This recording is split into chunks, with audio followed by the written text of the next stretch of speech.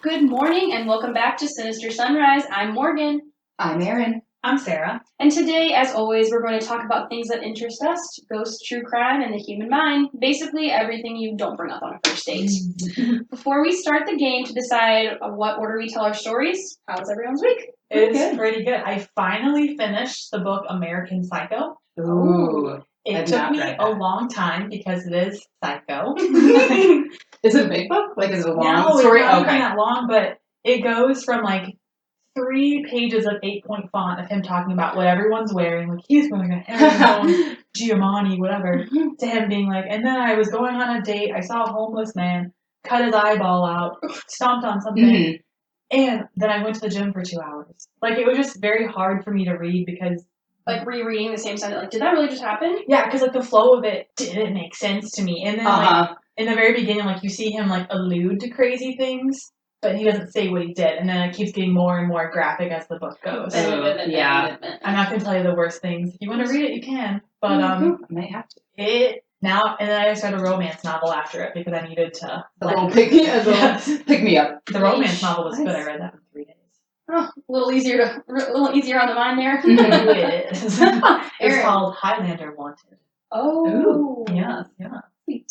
Erin, how's your week? Yeah. I don't have the flu anymore, so I'm doing a lot better than I did last week. Poor baby. Yes.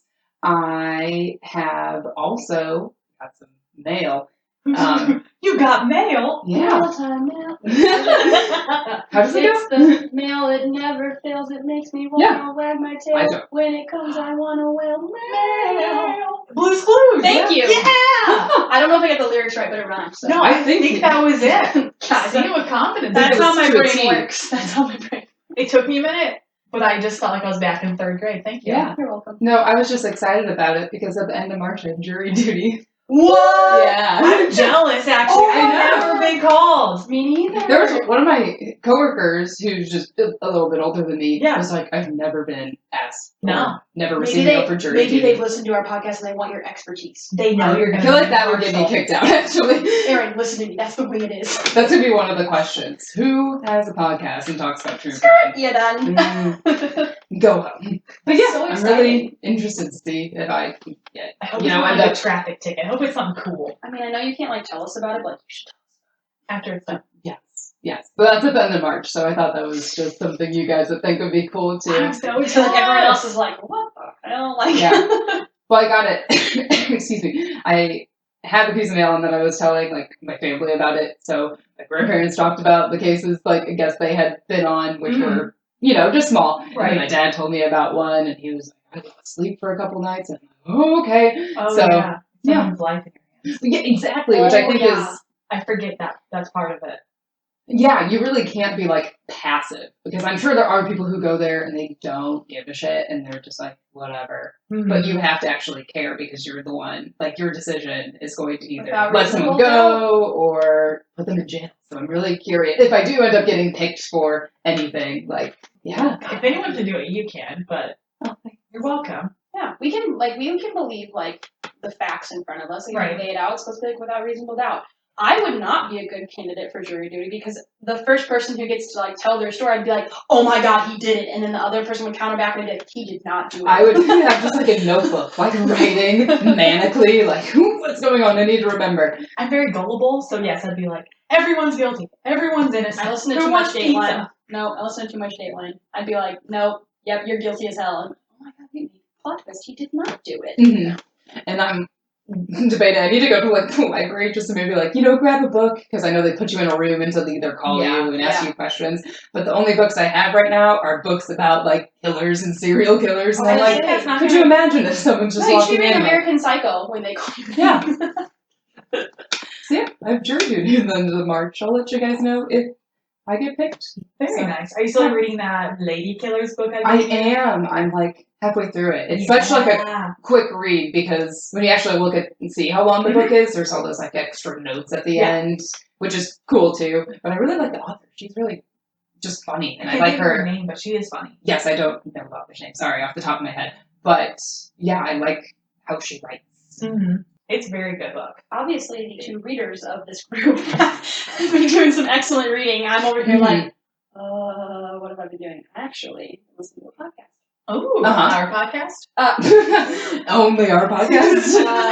It's about these 3 girls who talk. No. Have you been cheating on us, Morgan? I have a little bit, but it's not with 3 girls. Oh, that sounded bad. It's with it's actually I don't know when it came out, but it's called The Clearing, and it's about Edward Wayne Edwards. That sounds familiar. It's really good. At first, I was like, "Oof, I don't know if I can handle these people's voices." But I'm on episode 6, and it is wow, what an interesting fella. Was he on a game, like a dating game show? Is that him? No. That's I just listened to an episode about him on a different podcast. Mm-hmm. Oh my god!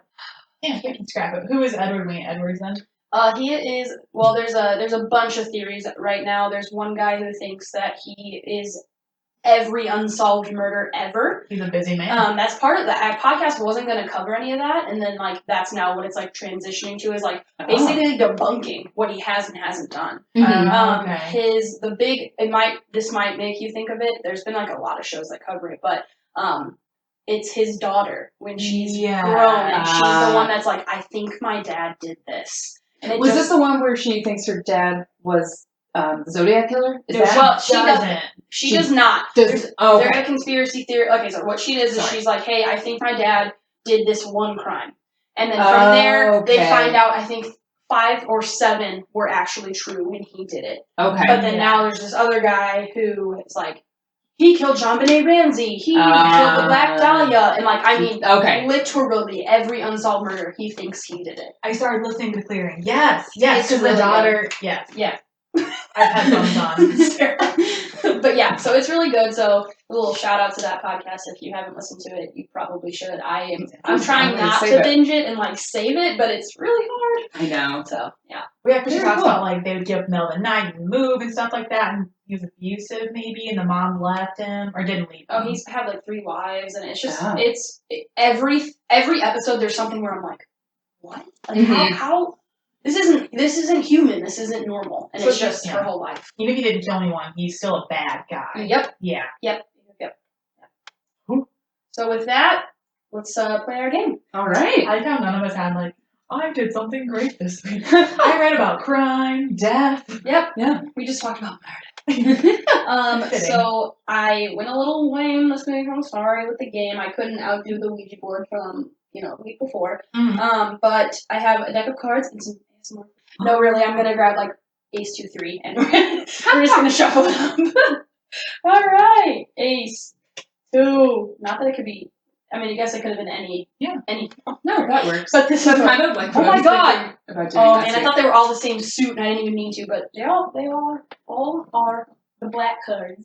Got it. Black cards. So Ace will go first. 2 will go second, and 3 will go third. Got it. Thank you for laughing. So sorry. I'm sorry. I hope when I get old, that's the only laugh I have. Right. Erin, literally, I'm calling you out. You're a spy last episode, looking at the answers. I don't know where you're putting them. I'm putting them on the side of me and shuffling them so you can't see. Erin has wandering eyes. All right, don't look, but pick your card. Sarah, I said don't look. Sarah, I said don't look. Oh. I'm supposed to close my eyes? No, just don't look at the card. We're going to say it together. Yeah, I'm sorry. I'm sorry. Okay. I'm sorry. I like unison. I'm sorry. I don't follow directions. Not a very good listener. I hope you get whatever you don't want. Don't look. Okay, 1, 2, 3. Oh my god! I knew that was going to happen. Every time. All I can say is, all I do is win no matter what. Aces in my hands. I put them all up. That was a little better than last time. Yeah, a little better. Are you wait, hold on. Are you practicing before you come in? Do you think of this before? Oh my god, no, stop it. Well, I listened to the last one and I was like, oh man, we missed some beats in there. We could have really. But I had an ending last time and then I didn't think I would really win again. So, I actually am pretty impressed because, not to toot my own horn, but I'm probably the most gangster out of all of us. It's a bad word, but it's not. But I'm really impressed with you. Yeah. Your rapping skills have really improved over these last couple of weeks. Thank you. So we expect something even better next time. Yeah. Okay, well, The stakes are higher. What if you lose? You better come up with a losing rap. We are the losers. Okay, that's not a rap. But I know, I'm just really trying to show you my range. Mhm. Okay, alright, fine. Alright, so sorry, I got ace. Erin got 2. Yep. Morgan got Triz. Yep. Surprise, surprise. Alright. So, ladies, this is so unexpected for me to be first. Oh god, I'm so nervous. Oh my god. Keep rubbing it in. That was the most ungangster thing I've ever heard. Okay, also listening to this podcast, I have maniac laughter. I've been listening, and I always hear it. I'm like, who is that? And it hits me because I can get your laugh, Morgan, and your laugh, Erin, and then I'm the one who sounds like I love your laugh, Sarah. I don't know what the... It builds and it ebbs and flows. I know, I like your... I can't do it now because there's pressure. You never know what you're going to get. I can't do it. There's a cute, it's not a cackle. That was a cackle. It's like a... It just builds up though. So you'll do it later and I feel like my laugh has its own personality. It is. And okay, fine. Good morning. Let's go. Let's get in it. I have 2 separate things. First one I have it written out as I have 2 small bits for this episode. Part 1 is a dream from our listener Hannah. So thank you, Miss Hannah. So, okay, I'm going to read exactly what she says. There is some cursing in here, so please watch your ears. For anyone listening, my sister. I'm a little disappointed, Hannah. I'm not. In this dream, it makes sense while you're cursing. It's insane. Okay. Whoa. So, Miss Hannah says, my dream starts when I'm at my dad's house, but it's not his house on the inside, only the outside. I'm home alone and someone rang the doorbell. All right, I'll answer it.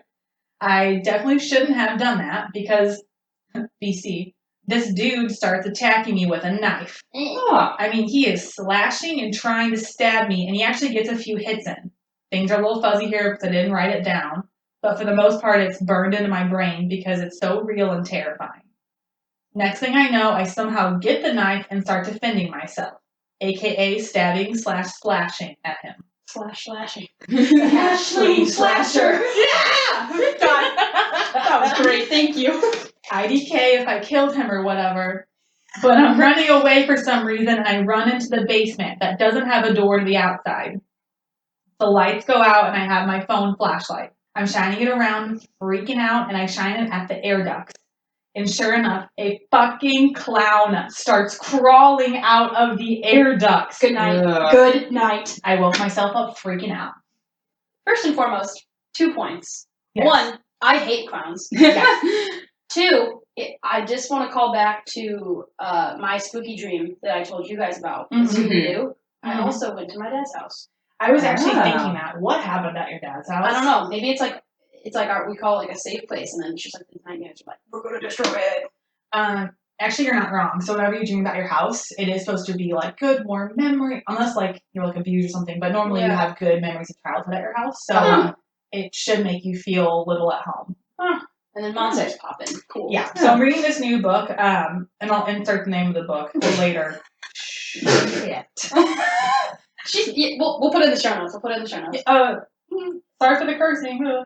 So put the book and stuff in the show notes. But it's helping me kind of break down dreams better, as opposed to here's things I noticed. Let's Google it. Okay.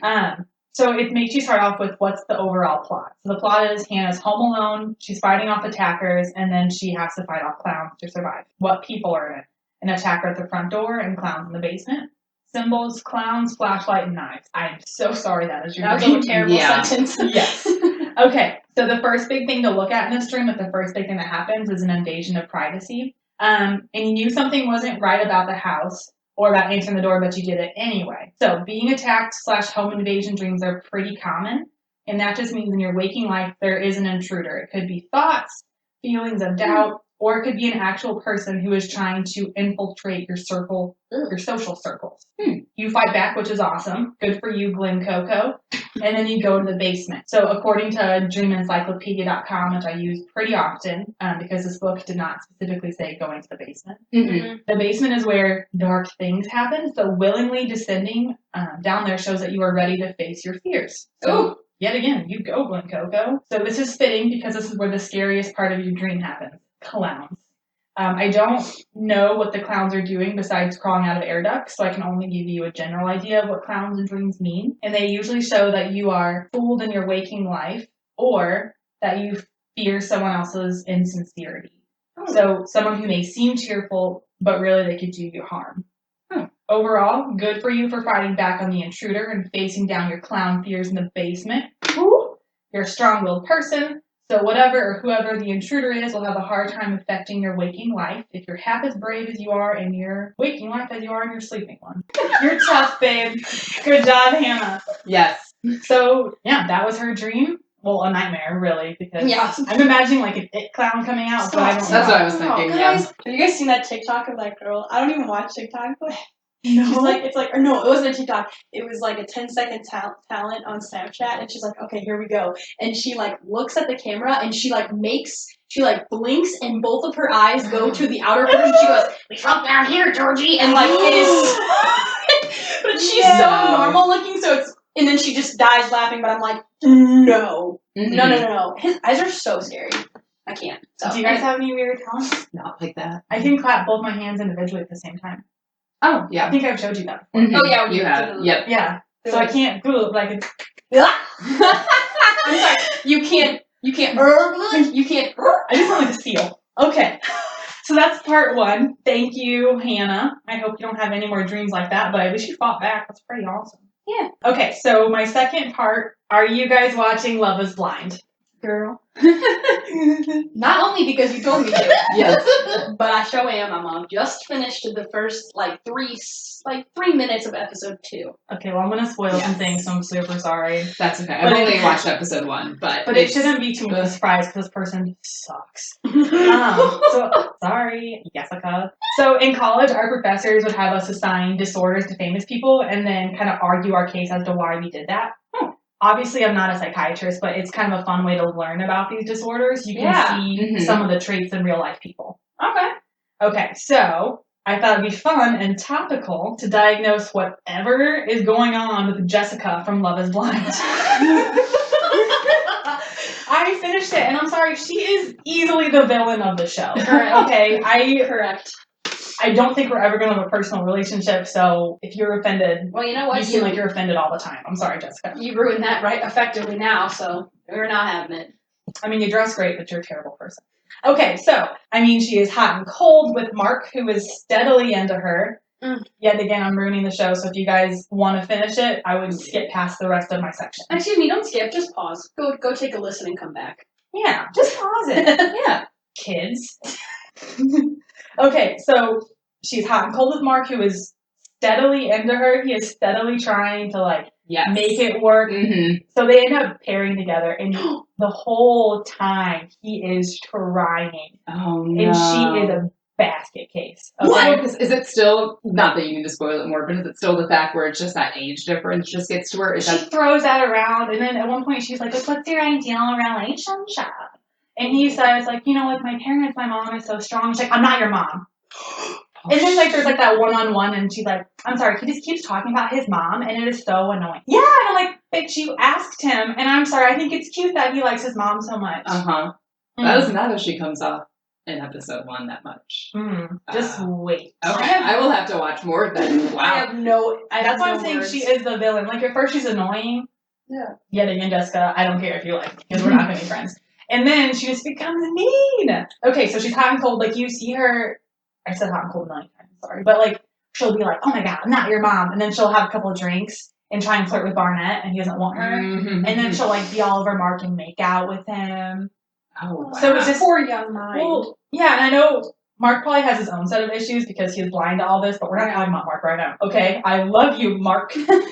I follow him on Instagram, and it makes me that's cute. It makes me really happy because now all these ladies are like, I wouldn't do that to you. So he's probably living a way better life now because he's having no problems with the ladies. Yeah. Okay, yeah. So she mentally and emotionally abuses this guy the whole time. And you can see him talking to other people man, I'm just trying so hard. And he's a ladies' man. You can tell he has sisters. Yeah. Mm-hmm. And I also can tell because I stalked him on Instagram and his sister. But yeah, she abuses him all the time. And she's very entitled to the point where when she doesn't get her first pick man, Barnett, she continues to pursue him the rest of the show, not caring that the other two partners can see this. She impulsively drinks too much, leading the internet to nickname her Messica.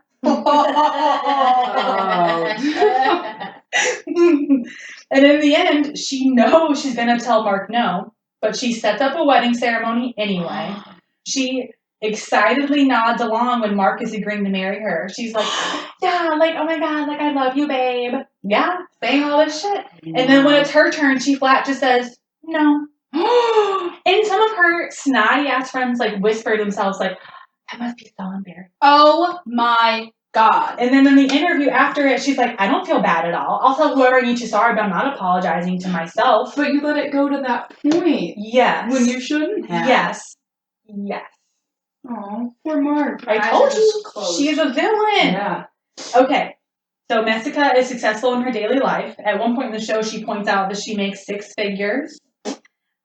Good job, Messica. You're probably drinking it away. Yep. I know that she is not suffering from a mental disorder. This just means like she can function. Yeah, she can function in day-to-day life. Instead, we are going to be looking at personality disorders.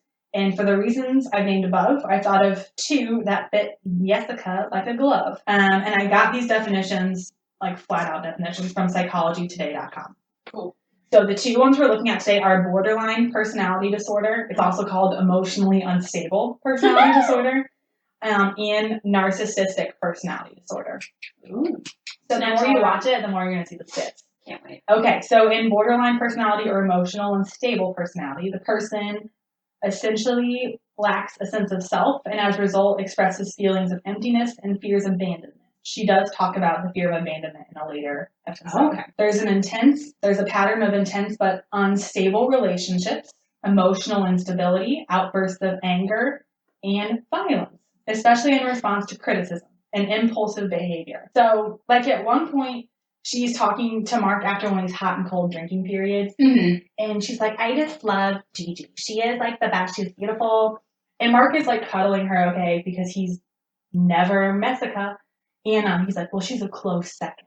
You know, like trying to be sweet to her or whatever. Yeah. It's like, why the fuck would you say that? Whoa, why would you say someone's a close second to me? Am I in competition with someone? He's like, whoa. No. So me and Mark He was trying to get her a compliment. You can tell he's like, whoa. Yeah. Taking it back, he's like, I just meant like you're my number one. Like she's great, but you're number one. It was cute, like she's a close second, but like it's Yeah, meaning like you are number one. That's exactly what he says. He's like, I was just trying to Yeah. like, be sweet. And just acknowledging what she Some said cute too. banter. Some cute She banter. blows up. And he's like, you know what? Fine. Barnett is hot and sexy. And he's like, whoa. And he's like, I'm sleeping on the couch. Like, I'm not dealing with you right now. So these are kind of examples of like impulsive behavior. Like she's over drinking. And then she has this outburst of anger for no real reason. Also in borderline personality disorder, there are suicidal threats and active self-harm, which they probably need medical attention. So borderline PD, as they call it, is thought to be the quote-unquote borderline between neurotic, so anxiety disorders, and psychotic disorders like schizophrenia and bipolar.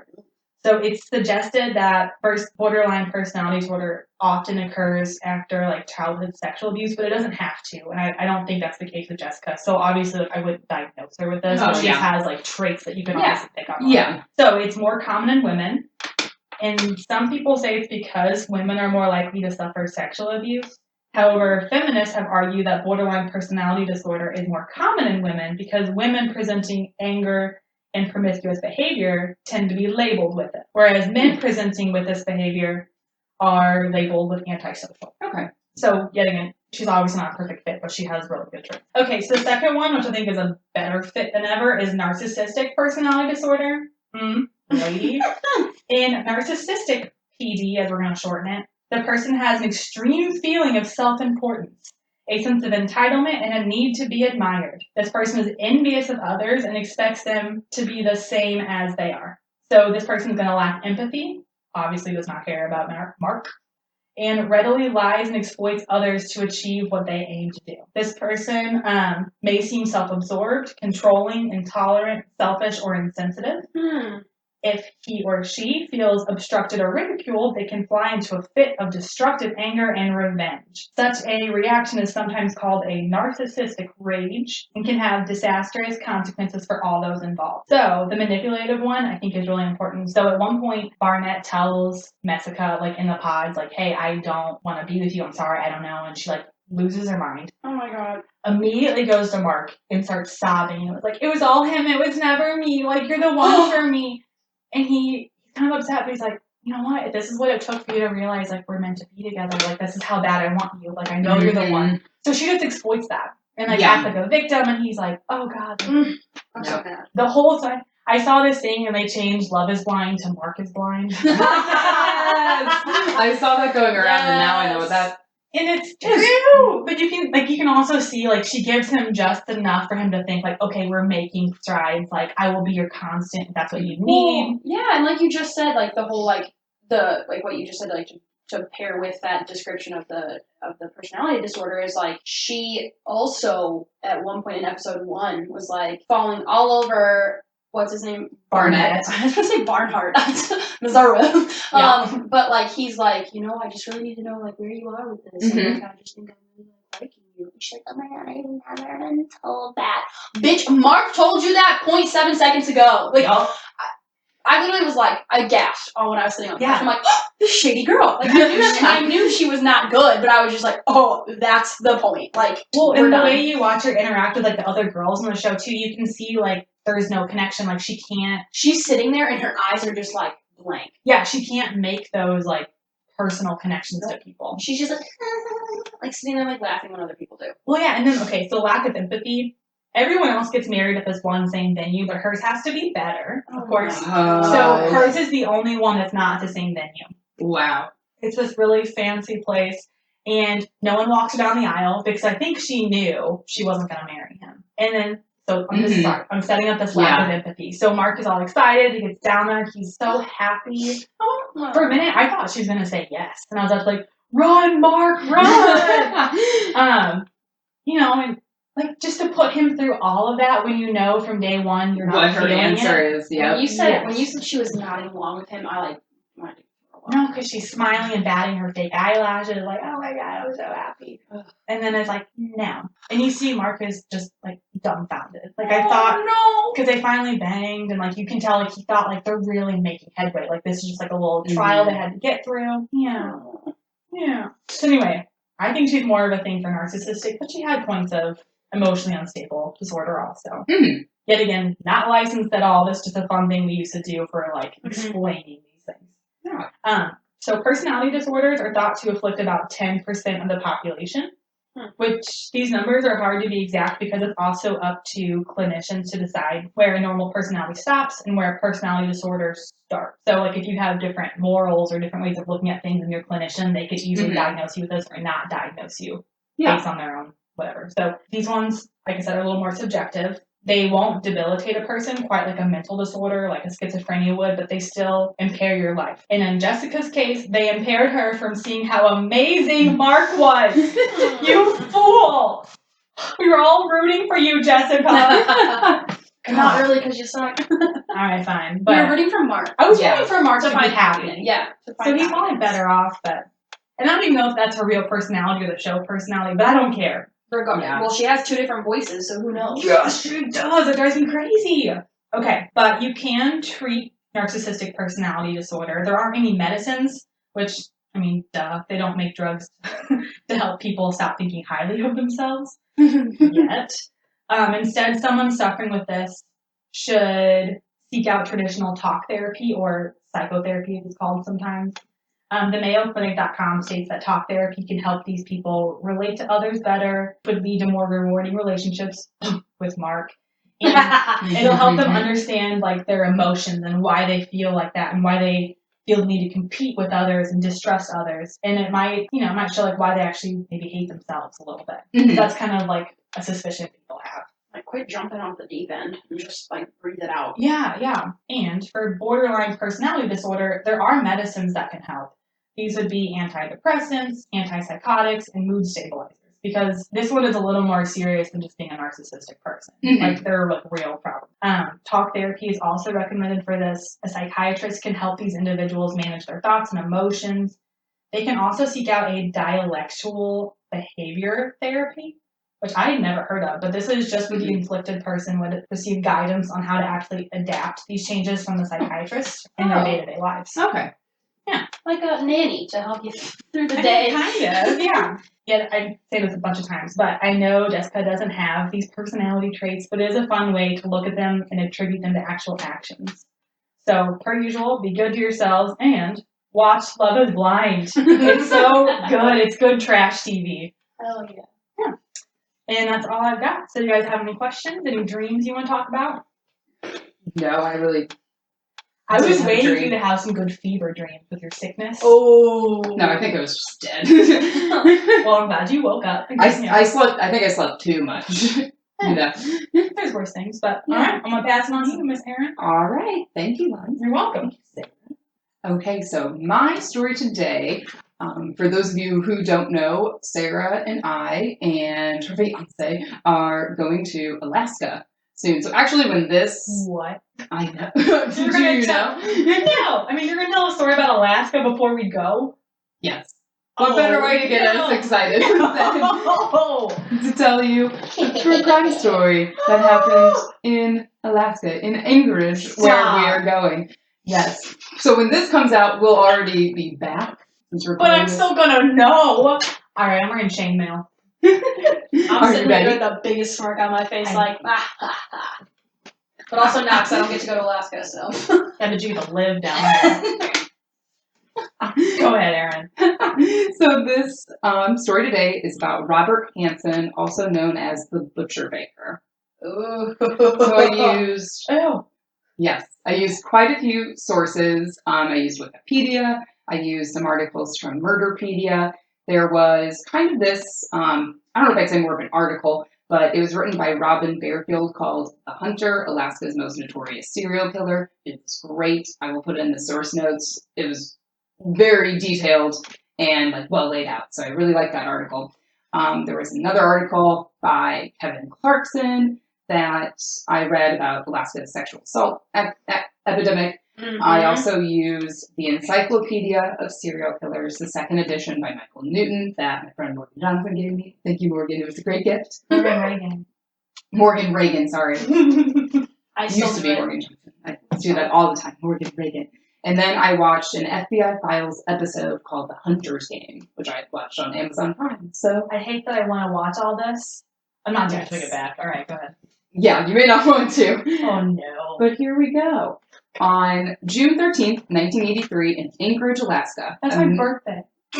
June 13th is my birthday! As soon as it was June 13th, I like looked up and What are you trying to tell me? that we may die. wait, what's the Get year? ready. What's the year? 1983. Oh, you were just born. There isn't even a twinkle in my poppy's eyes. Just kidding, guys. She's only 30. Jeez. I'm in 93. I am 26. Okay. Go ahead, Erin. Tell me how I'm gonna die.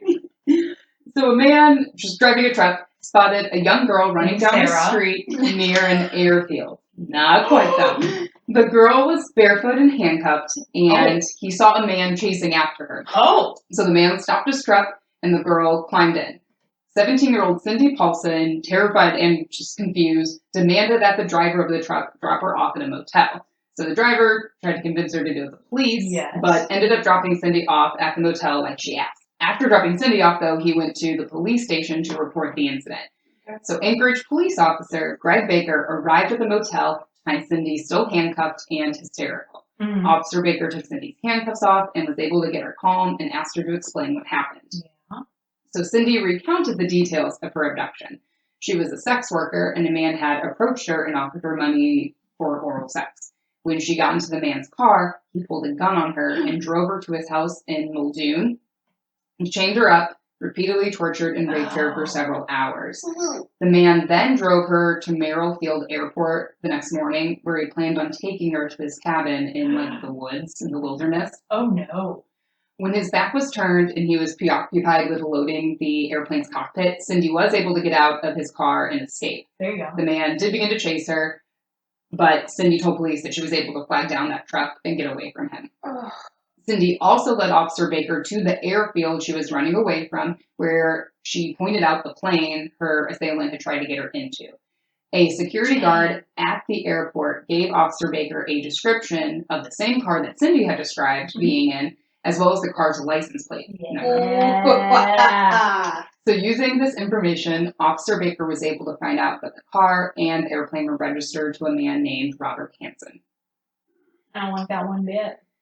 Officer Baker decided to pay Hansen a visit and drove to his home. When questioned about his whereabouts, Hansen denied that he was ever at the scene, claiming that he was at, or at least not Cindy, claiming that he was at a friend's house from 5 to 11:30 that night, fixing a seat for his airplane.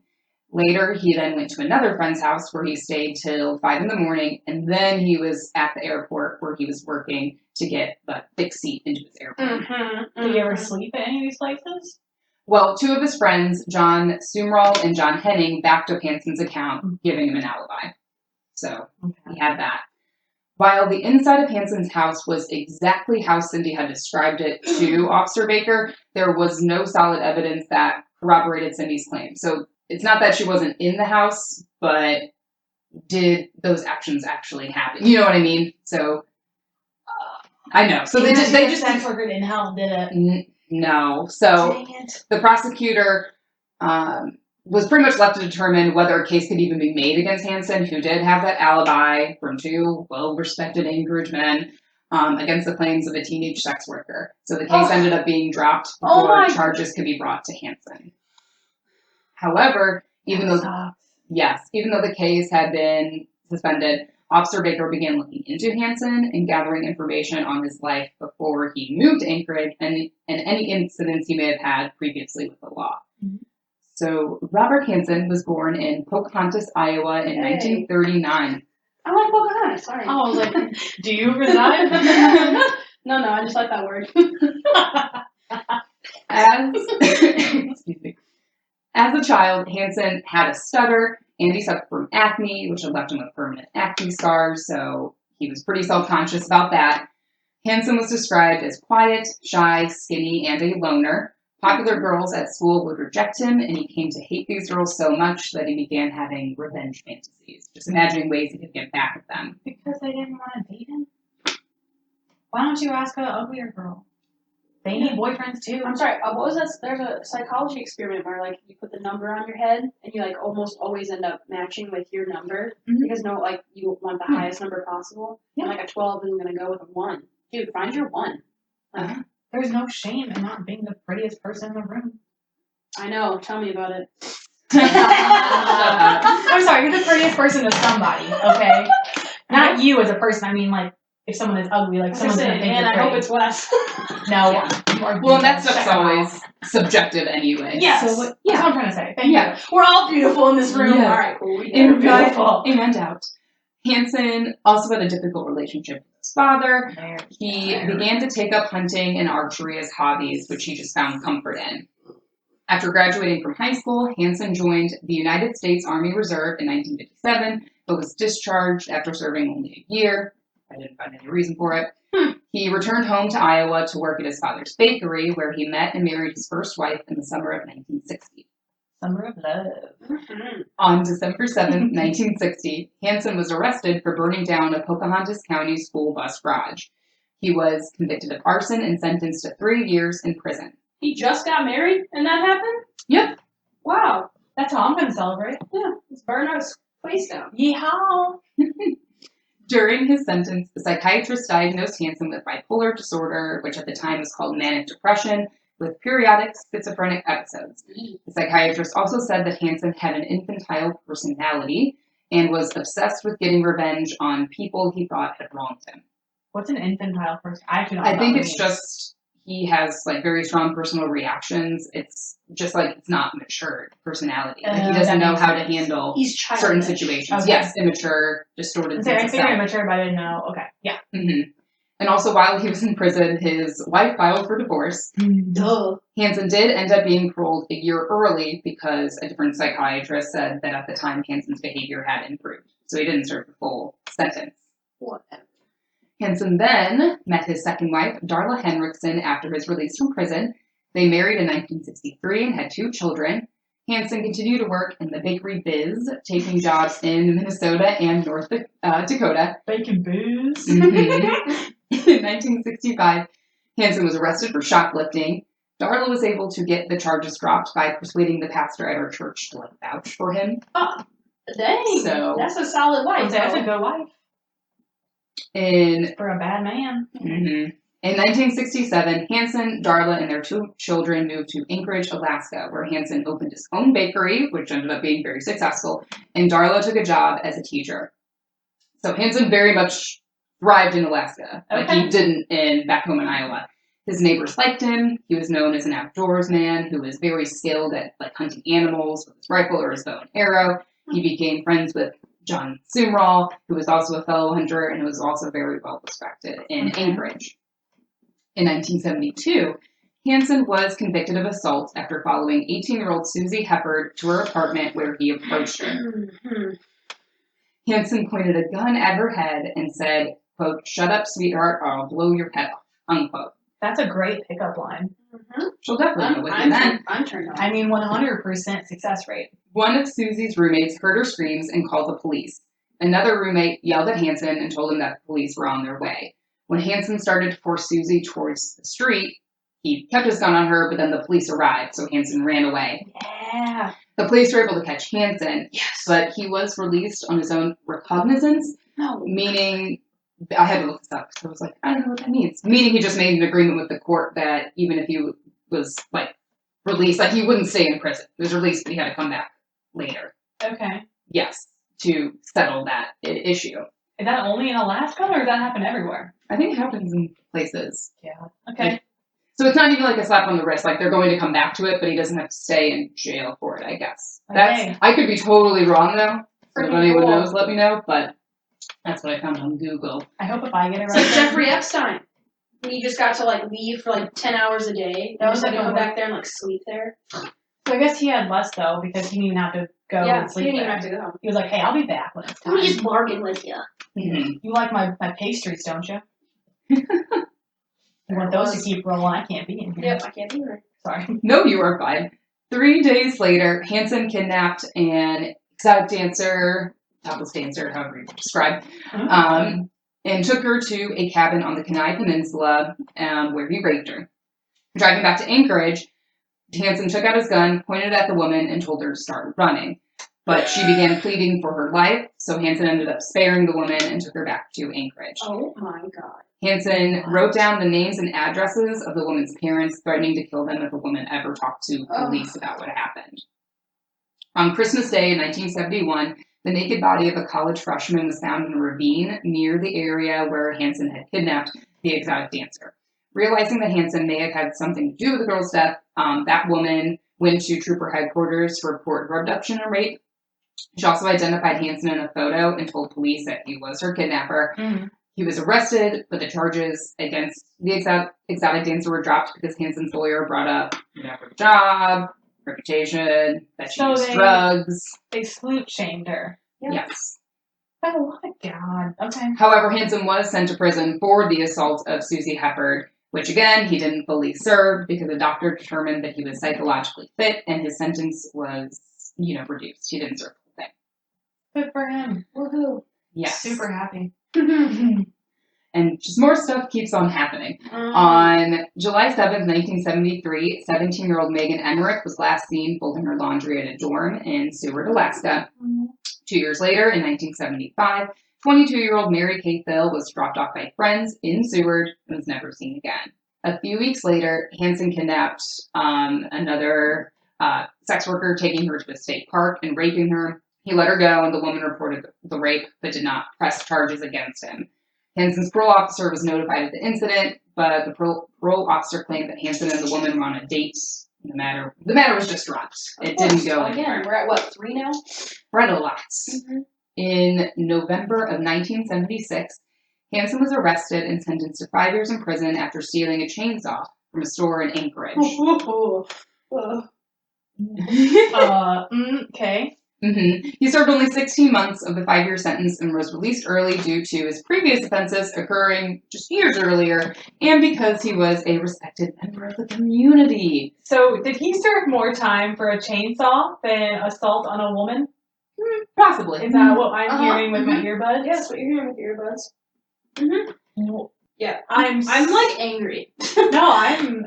This is great. Erin, this is a really good one. This is an uplifting story. Isn't it getting you excited for Anchorage? Yeah. I won't be eating any pastries. That's one thing I'm sure. Okay, go on. And then right after he is released from prison yet again, investigators do believe that at this time he started committing like numerous amounts of rape and murder.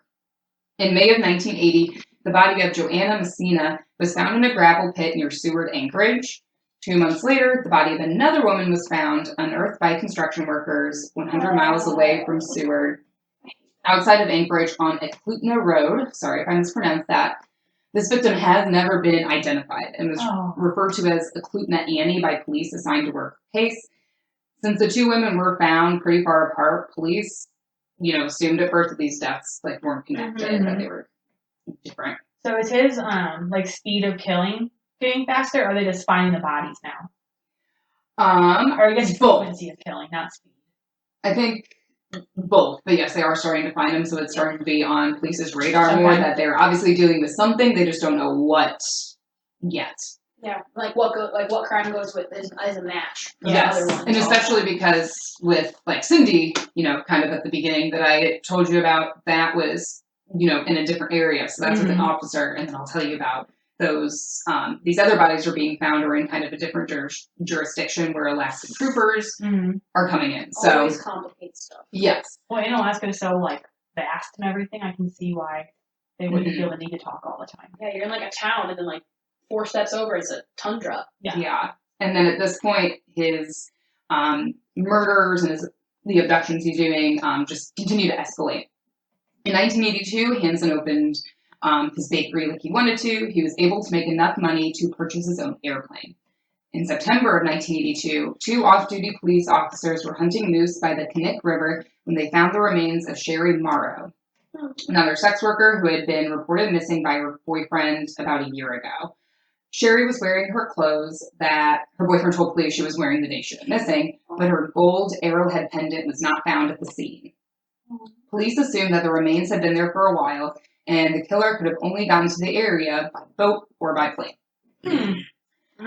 Sergeant Lyle Hogsbin arrived at the scene and began to take note of the rising number of murdered and missing women in Anchorage. So he began to compile a list of missing women who had gone missing in the area.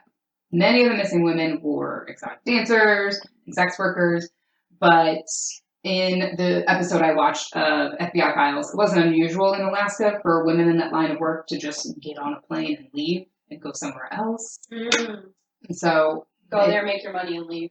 Yeah. Okay. So I guess it was pretty typical, so they're not really looking into it as I guess they should have as much. Okay. And it's on the radar. Between 1980 to 1983, 12 women had been reported missing. Sergeant Hogsman also began to compile a list of suspects, Hansen being among the 30 people listed. But when months passed and no killings had happened, police began to think that the murder of Sherry Morrow was maybe its own incident, not the workings of something bigger. More sinister. More sinister, yes. However, on September 2nd, 1983, so this is 3 months after the abduction and rape of Cindy, the body of 17-year-old Paula Golding was found near the Knik River, close to where Sherry Morrow was found. She was also an exotic dancer and had been missing for 5 months at that time. Great. So he's starting to get a preferred dumping ground. Yes. Great. Both Sherry and Paula had been murdered in the exact same way, and both women had been redressed after their death. Evidence from both crime scenes were sent to the FBI for analysis in the hopes that they would find a connection between the two. Shell casings at both of the scenes that were found were determined to have been shot from the same high-powered rifle. So due to these similar findings at the scenes and the similar cause of death, Alaska troopers realized they were looking at the workings of a serial killer. They finally started thinking that was the case. Alaska State Trooper Sergeant Glenn Floth was assigned the case of the murdered women found by the Knik River. He contacted the FBI's Behavioral Sciences Division, which was able to make a profile of the killer. So the profile described the killer as a hardworking businessman with a family that is not aware of his activities. He probably has a stutter or a lisp. What? Yeah, I know. It's How do crazy. they know that? I don't know. Yeah, so that was the one thing they really honed in on was like, they believe he has a stutter or a lisp and is an excellent outdoorsman. It even mentioned at one point that his wife was probably religious. Since his victims were sex workers, the killer had difficulty talking to women, had low self-esteem, and likely grew up as an outcast. They also believed he had a history of arson. And they don't issue arson. Mm-hmm. That's not just crazy. I know. Oh my gosh. I love profiling. So very, very interesting. Yes. The FBI also told Sergeant Floth that the killer has probably kept items from his victims, like jewelry or clothes, as trophies. Mm-hmm. So basically, this profile perfectly describes Robert Hansen. So Officer Baker and Sergeant Floth began to work together and share information they had gathered from their respective cases. They realized they were probably looking at the same person doing all these terrible, terrible things. They both believe that Hansen was a serial killer that had been wreaking havoc in Anchorage. Mm-hmm. So a search warrant was issued for Hansen's home, his bakery, and his airplane. No evidence was found at the bakery or Hansen's airplane. When they went to his home, Hansen's wife was there. When troopers were conducting their search, they did take videotapes of the search while they looked throughout the home. Mm-hmm. An aviation map was found behind the headboard of Hansen's bed, which had numerous X marks on it. And from the articles I read and the FBI Files episode, anywhere, I don't know what the real number is, anywhere from like 20 to 37 X marks were like noted that were on the map. Overall, there were a lot. In the attic, a stockpile of weapons was found, including a rifle that matched the shell casings found near the bodies of the Knik River. Sherry Morrow's arrowhead necklace was found, as well as a bag of other women's jewelry. Oh, I got chills. Ooh! As evidence against Hansen, as evidence begins to pile up against Hansen, John Sumrall and John Henning, who had previously claimed to be with Hansen the day Cindy was kidnapped, recanted their statements and said that actually Hansen was not with them that day. What? Crazy. If I asked you to cover for me, guys, would you do it? Duh. Yeah. Okay. I mean, here's the thing. You really got to coach me through it, because I'd be like one who's like, oh yeah, she was with me. Yeah, if I had a script, I'm like, over the phone, not in person. My face is way too chilling. I'd be too sweaty in person. Yeah. You'd have to include me in the crime, so I have like reason to lie. Yeah. Not that saving your ass isn't enough, but yeah. But I'd be a much better liar if I was a part of it. Okay, I'll keep that in mind. Erin can lie. Anything happens. Erin can lie. I'll help bury the body. Yeah. Look alive, people out there. Sinister. So, while in police custody, Hansen was interrogated over several days. He finally confessed to the murder of 14 women taking place over 12 years. However, Sergeant Floth believed there were way more victims than just that. Based off of the aviation map they found, police believe that the X's amounted to a larger body count and that each X could be the location of his victims' burial sites. That's what I was scared they were going to say.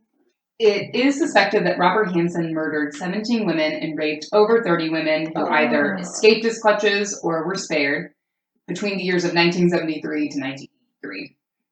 During the investigation, police realized that where Hansen kidnapped and brought his victims and where the victims were later buried didn't match up.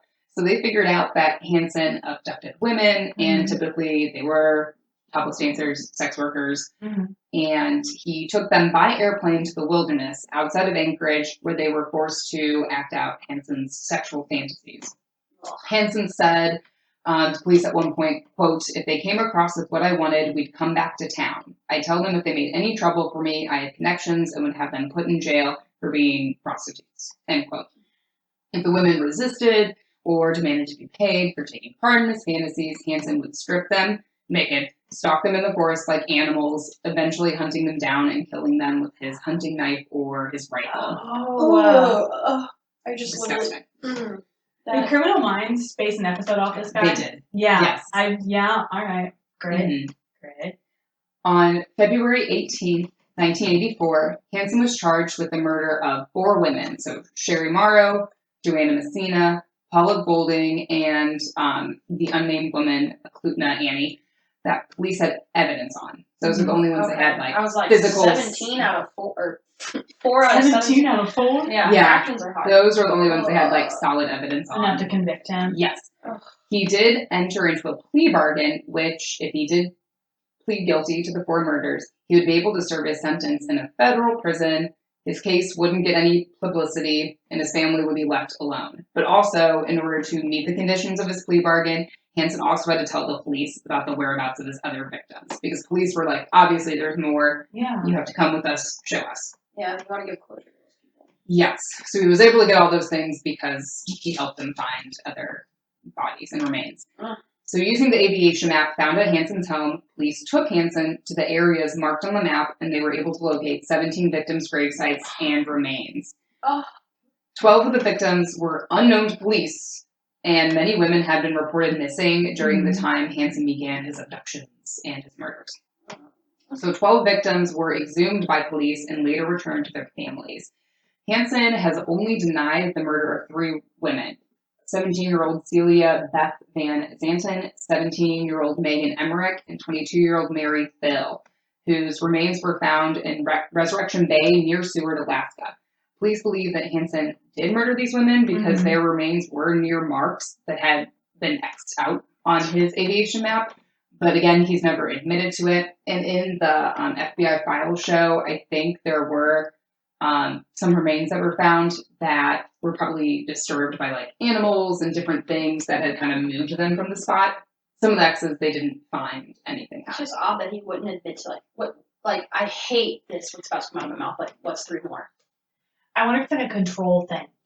Yeah, he knows, I'll never tell you. You only have proof for these, so I'll show you, but these, I still have control over because I'm never going to admit it. Yeah. That's true. I don't know. They did find quite a lot, though. So he had plenty more victims, but again, there was only that solid evidence for the 4. But he did plead guilty, and he was sentenced to 461 years plus life without the possibility of parole. Wow. So he wasn't getting out of there. No, he wasn't. All right, well, that's better. He was imprisoned at the Spring Creek Correctional Center in Seward until May of 2014. At that point, he was taken to the Anchorage Correctional Complex, where he later died on August 21st, 2014, at the age of 75 due to natural causes. Yeah. I hope it was a tough natural cause, because that sucks. Yeah. So that is the story of Robert Hansen, the butcher baker. Kind of on a better note, during the time Hansen was committing all these heinous crimes, Alaska state troopers developed protocols for handling sexual assault cases a bit better and built state houses for victims of abuse. However, also on a not so great note, Alaska does have a high rate of rate of homicide of female victims by male attackers. And actually, there was a website I had looked at, and I'm not sure when this information was taken, so I apologize. But Alaska Native females have the highest sexual assault victimization rate of any gender or racial group in Alaska. 42% of all reported victims are Alaska Native females. And then the median age of female sexual assault victims is around 19, most common age being 15. Ugh. Not that it's ever an okay thing at any age, but that's so young. Yeah. Yeah. Just thinking where I was at 15. Yeah. Just an overall bummer. And obviously that was one of those things was from 2014. So that wasn't too long ago. Super excited to visit. Good thing we're 2 females. We have Clavin there to protect us. Oh yeah, because he's tough as nails. Hey, people don't need to know that. He is tough as nails. He's the beefiest guy ever. You don't want to mess with him. 6'7". Yeah. Easily 275 She always makes pounds. jokes that I have to go to prison before he does because he's too pretty. He's like, Sarah, look at these eyelashes. I'm like, I know, you would never last a day. No. Yeah, why is that? Why do men have good eyelashes? It's the same way. I have it. It's a shame. But yeah, that was my story, guys. So, Lon, I hope you're really excited for Alaska now. I can't wait to get lots of texts of oh my god, this just happened. This guy texts me once an hour, still alive. Yep. Yes. Pushing Erin out of the car, still alive. No, that was interesting though, thank you. I think. We'll find out if we make it back. If I have nightmares, I'm calling you. And I'm not taking any private planes. Yeah. No. Was that a hopper or whatever they're called? No, not doing any of that. Morgan, what do you got? Yeah, what do you got for us? I'm not scared enough. Let's really just top it off. All right. Well, let me get my. So obviously we took like a little bit of a hiatus because Erin was sick, and then I had to be out of town, and it was my birthday and Erin's birthday, mid-February. So honestly, I'm not gonna lie to you. When we had our group episode, I was like, cool, got my topic, we good to go. And then we were like, oh, we're recording too. I was like, ooh, what do I want to do? And I had zero ideas. I was struggling. Okay. So we had like, a break at work, and I was like, all right, I got a couple people who are interested in ghosts and things like that. Mm-hmm. So a shout out to my coworker, Doug. He is the one that provided me my topic this week, which is Pioche, Nevada. So it is a little town in Nevada, and I'm going to tell you all about it. But first, I do want to give a shout out to Doug's podcast. It's called Weirdos Uncensored. Oh, cool. Formerly was STL Weirdo podcast, but they've all kind of moved away. So they took the STL out, but give them a listen. They're, as far as I know, they're not like super consistent with their recordings, but there are out there pretty much anywhere you listen to us. So Spotify, podcast, any of those, check them out. Okay. I want to give him a little shout out. Thanks, Doug. Yes. He said basically what made him think of this was because he has lived there. Oh. So he knows kind of like the history and the layout of the land and was able to, give me some background on it. Okay. Basically, there are like many places and many articles about what feels like the entire town. So whether it's like a haunted road or about building or just like the entire town in general. So things like haunted cemeteries. It used to be a mining town. So you know what that means? Abandoned mine shafts. And if that doesn't send a little chill down your spine of a deep, dark hole in the ground, God knows what's down there. I don't know what does. I don't know how they got anyone to work in those things. That's terrifying. It wasn't, that's what, if that was your money. It wasn't like a choice. It was like, all right, cool, I'm going to go dig out all this gold, dig out all this silver, and then hopefully it'll make it worth it. Mm-hmm. That's so scary. Yeah, so before I go into like the main topic that I chose, I did do like a little bit of digging, aka I watched the episode of Ghost Adventures on this location last night. Woo! And the thing that they kept hitting on, while there are certain locations, like I said, that are super haunted, they did bring up many, many times the fact that it was a mining town. For people who maybe don't know what occurred during mining, it was basically like kill or be killed. So yes, so they basically was like, okay, hey, Erin, let's go dig up some gold. I'm gonna dig, you watch my back, and then you're gonna dig and I'm gonna watch your back. All right, I dig, Erin's watching me. All right, it's Erin's turn. Bang, I kill her, take all the gold that we just worked on, and then I leave her body or push it down a mine shaft. Oh my So that was a very common occurrence. People would quote, I can't remember the term that they used, but literally would just turn their backs on their friends or the people that are quote co-workers. The biggest thing that they would do is, like I said, when we would switch shifts, they would let the first person go and do all the work, and then they'd kill them and take all the gold and silver and hightail it out of there. Where's the HR department? I'm telling ya. I have some complaints. Probably at the bottom of a mine shaft. Actually, they're probably the first to go, yeah. One fact that they did say was even before the town was really, there, it was just, it was a location, it was Pioche, Nevada, but, there wasn't really, City Hall or anything like that. Yeah. There were 72 murders. Just from the mining stuff, and they're in the Boot Hill Cemetery. Boot Hill. So they said that one of the guys who's a groundskeeper, I don't think necessarily at the cemetery, but just lives in town. Mm-hmm. He sees full figure apparitions just walking down along the cemetery rows. Very spooky. You definitely feel the energy. So that's all kind of we talked about in Titanic. That was fear. Mm-hmm. This is all fear, hostility. Right. So just such electric energy. Too. Think your last. Mm-hmm. Minute on this earth is someone deceiving you. Yeah, and you're exhausted from literal physical labor all day, and then that happens. No, thank you. And just to give a little bit of hindsight, if this was in the 1860s, so that was the big time to go do the mining and all of that. So they would travel there, they'd get their gold, their silver, try to leave. Right, the gold rush. Yeah, before, dying. So during all of this time, the town was getting built up. I will say, Doug did tell me when he was there, he said the population was 900 or below, and he was there from like 1994 to like 2000. I think is what he said. So that's pretty small. Yeah, and he said what happened. Give you some context is Pioche is one little tiny town, and there is all of the like elementary schools. 30 miles away is the next town, and it's all the high schools. 30 minutes away from that is all the middle schools. He goes, so literally it was like we would just travel from like town to town and take like an hour commute to go to school. Wow. So that's just crazy. Wild to think about, and like that wasn't that long ago. So the town still very much is like living that old, mine and saloon town life. So yeah, that was it. I have like a little bit of a surprise. So I asked Doug if he like had any personal stories or if he could find anyone that does, and he was like, hey, I reached out to a bunch of friends and no one's hit me up.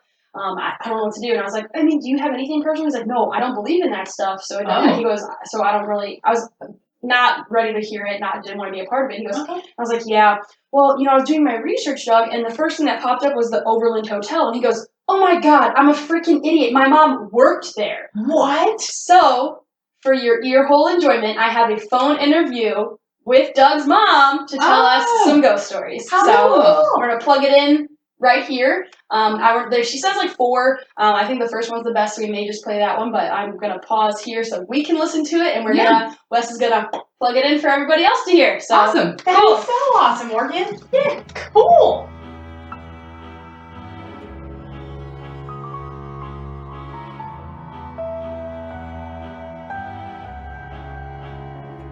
Okay, I have 2 stories. Okay, what do you got? So, do you remember? Can you kind of picture the Overland Hotel? Do you kind of remember it? Yeah, oh yeah, it had like the entrance in the front, and then it has like a linear, like straight back with a bar on the right side.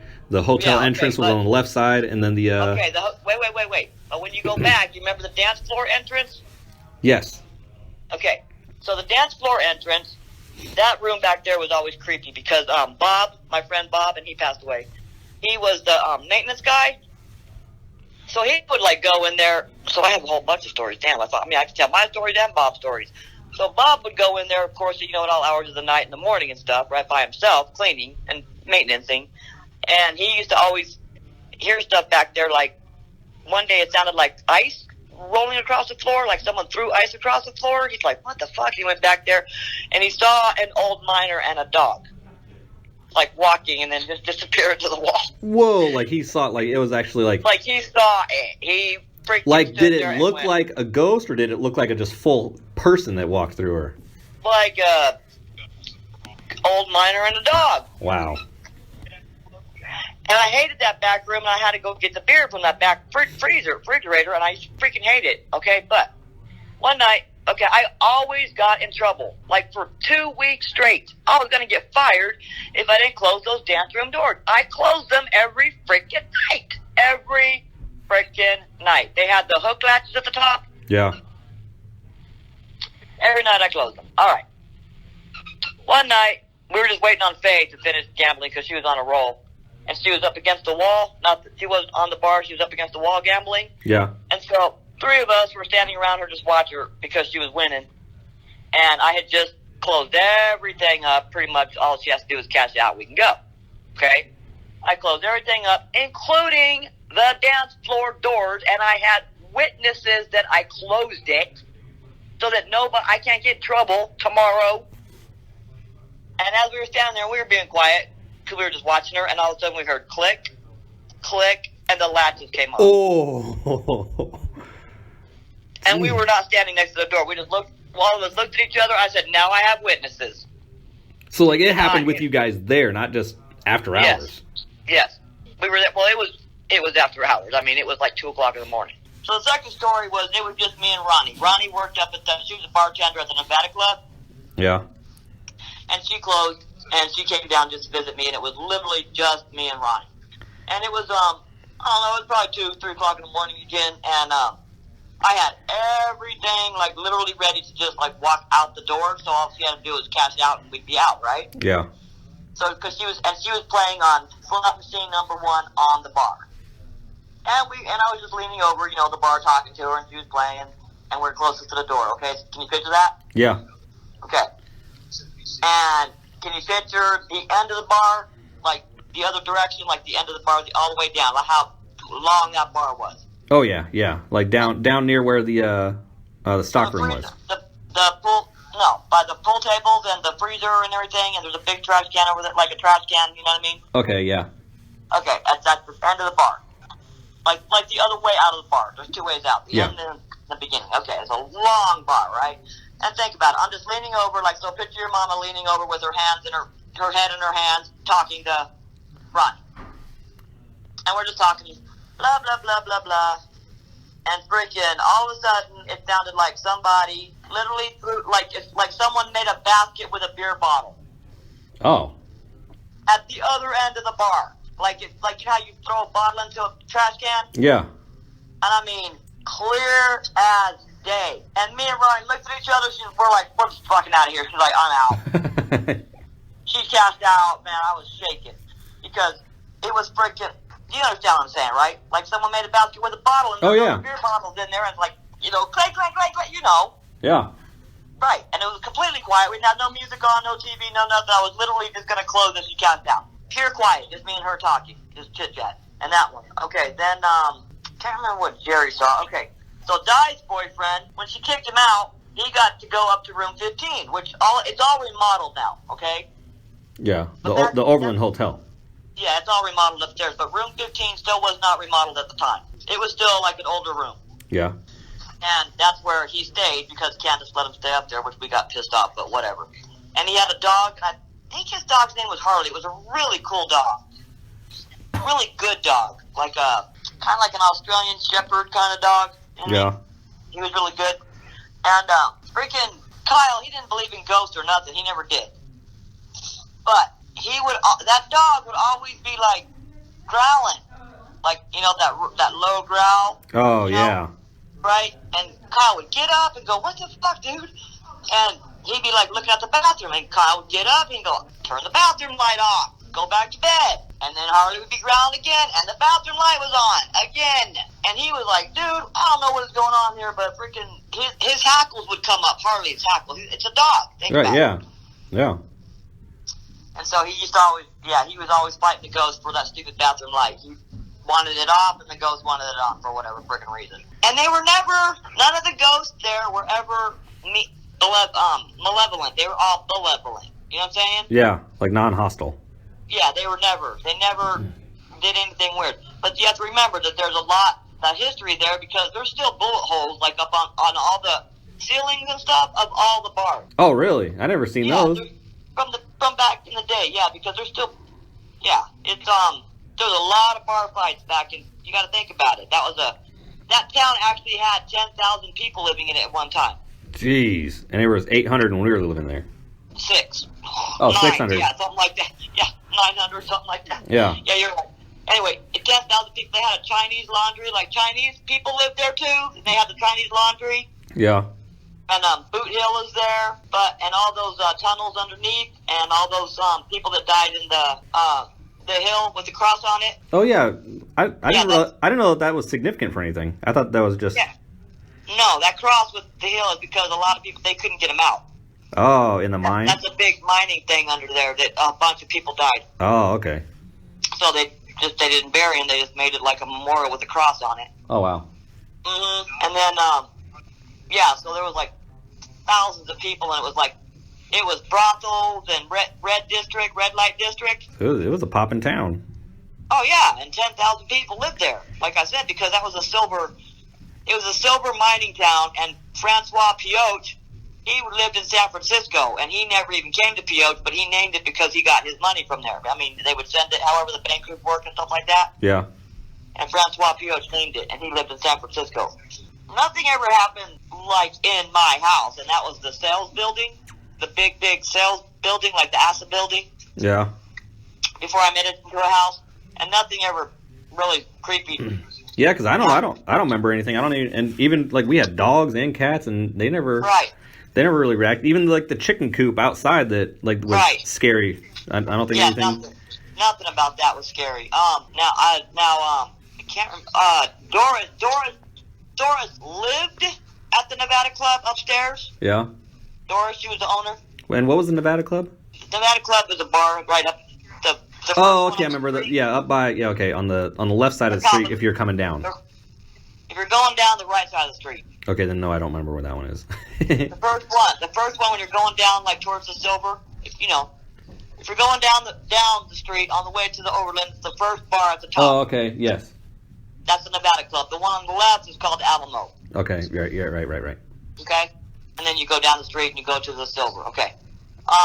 She dealt with ghosts all the time, and she just basically had to deal with it. She just was like, they would just do like stupid stuff, but and when I worked there, I never ran into no kind of weird feelings or anything at the Nevada Club, but Dora said they were always upstairs doing something.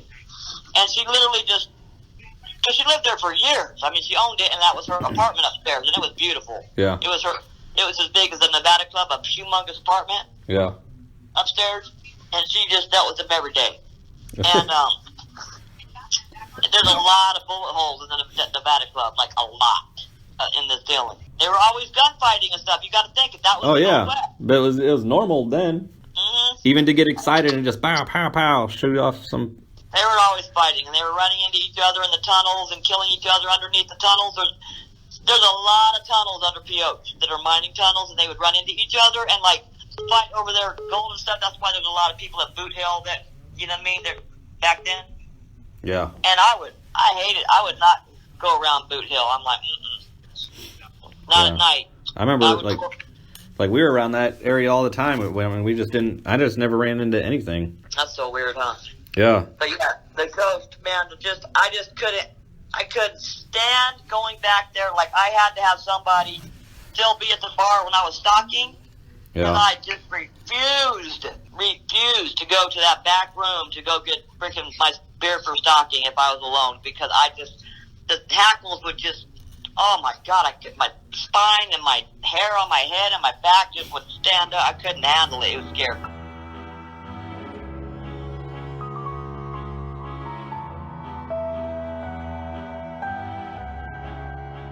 All right, so I thought we'd just, change things up a bit. What a fun lady. Yes. I know. I want to get a drink She was with great. her. Yeah. I don't, actually, Doug, I don't know your mom's name, but thank you, Doug's mom. She was very insightful. There is one thing that I want to counter about what she said, which, again, don't know if it's true or not, or maybe she just never experienced a malevolent spirit, but I watched, like I said, the Ghost Adventures episode of this, and they harped on the fact that room 10 is supposed to be like they think there's a malevolent spirit that resides there, lives there, whatever. They think it's very true because a Navy SEAL was staying there. So tough as nails dude, no bullshit, was staying there, and he ran downstairs and says, I was just held down in my bed, like by a dark figure was like forcing me down on the bed. And like I could not get, and like he's like almost crying, like he's so emotional. So like all the people who were working in like the saloon downstairs were like, what? But they've obviously had like, bumps in the night and whatever. The place is old. Your creaks alone. Our chairs alone sound spooky. And but it is kind of a big deal for 6 foot plus Navy SEAL ripped gentleman to come downstairs and be scared. Yeah, is a big deal. So maybe that's hopefully the only malevolent spirit, I would hope. But I will say, and like Doug even like messaged me after I did my research and stuff, and he was like, he sent me the link for the Ghost Adventures, and I was like, I just watched it last night. He goes, yeah, my mom says it's a bunch of bullshit, and they over-exaggerated everything, and I was like, sounds about right. I get it, and honestly, to be frank, that was kind of a big disappointment. They acted, like, at the end of it, when they were, like, doing their closing segment, they were like, that's, like, the most scared we've ever been, and, like, Zach was, like, making it sound like they're scared to keep going, and, like, keep doing this, and I was like, I'm sorry, you got, like, 2 tiny little recordings of a voice like, oh my God, they told me their name. Like, you can't even understand what they're saying. There are some episodes I've watched where it's like, they like literally see shadows or like hear, I'm gonna kill you. And I'm like, you think this is scarier than that? So you're trying to make a TV show. Yeah. Like at one point, I will say before they even got to like go and start doing their story, Nick stayed at the hotel like the night before they got there. Okay. And he was woken up in the middle of the night by like, it was like a loud noise, like in the corner of his room, like someone like dropping something, and he's like, hello, and like you see like the night camera vision or the night camera thing like pan around the room, and you don't really see anything, and then at one point he was like trying to debunk the noise, and he opens up his closet wardrobe, and like on the video it looks like he's opening it pretty slow, and inside the hangers are moving back and forth. And then he's like, okay, and then like even Zach comes on, he's like, we do acknowledge that this could have been, caused by him opening the wardrobe. Then Nick like scoots closer to the door, and he hears the noise again, and he pans over to the wardrobe, and they're moving even faster. Like, that freaks me out more than, like, Zach being, quote, pushed to the ground. That happened. He said, like, he felt something ram into his chest, and you see the video of him, like, ah! And he's like, he just tripped. He's like, it was a ghost. Yeah. I mean, you do hear him say, like, oh, shit! And then, like, you see him, like, and it looks like a hard fall. And then the weird thing is, so he's up on, like, the room levels, trying to talk to ghosts or whatever, and Nick had been kind of really affected the entire episode, like, feeling like something was kind of trying to latch onto him, and they did catch one orb, like, flying into his back, so, like, that was pretty creepy, but at the exact same time, they, like, Erin and Zach, like, lost Nick, they, like, couldn't find him, and he was downstairs in the bar, just laying on the floor. What? And he started laying down on the floor right when Zach got hit. So, like, again, debunking, maybe they should that for effect, and they didn't really harp on it too much, which made me kind of think, maybe that's true. But, yeah, so, regardless of the, overacting or whatever happened in the episode, we do have some true stories from Dougie's mom, so I just wanted to, like, come full circle with that. So before we go, I just have a few more facts. So, like I mentioned earlier, the town was pretty, like, small, as in, like, things were very close together. You heard her reference, like, she's at the Overland Hotel, which also is a bar, which also has gambling and, like, has all this stuff, and then an antique store right across the street. Not like here where we're like, oh, there's a grocery store, 2 miles away, and then the antique mall is, like, 7 miles the other way, that kind of stuff. But everything is in pretty close proximity. So the courthouse, the jail, this hotel, the cemetery, it's all relatively close. So they did, I don't want to go too much into detail about every other haunted place in this location or in the city because it's never ending. They did bring up a good point on Ghost Adventures where maybe some of the ghosts who are at the Overland were from the hospital or like from the jail. Like it seems like they maybe like be intermixing. Okay. Because they did do an EVP, and I can't remember. I think it was in the Overland where they did it. It was either in the Overland or in the jail, and they caught an EVP that said it sounded like he's saying, "I need medicine." So like they're like, and he's like, maybe that's a spirit from the hospital. And I was like, that actually makes sense. Like maybe he just didn't get the medicine in time and he passed away. So it was just interesting to think like, wow, this one centralized location that has so much activity because it is multi-bar hotel, all of that. Maybe there are other spirits like kind of crossing its path. So interesting. And like I said before, it's just everything looks close together, and that's it. Maybe there was 10,000 people there back in the day. There were not that many anymore, but maybe it sounds like there's about 10,000 dead people. So yeah, so that's Pioche, Nevada, and the Overland Hotel. Nice. Mark it on our list of places to visit. I'm about it. I really want to stay in a haunted hotel. Yeah. I do. Yeah. I think they're pretty cool. Yeah. I say that as you walk in, I'm like, I mean, definitely, like, I'm a big believer in, like, the lights do not have to be off to be able to, like, get the full ghost experience. So I was like, well, if the lights are on, I think I'd feel better. Okay. Maybe bring, like, a DVD player we could watch, like, a really happy Disney movie after, Absolutely. That's my only rule. Okay.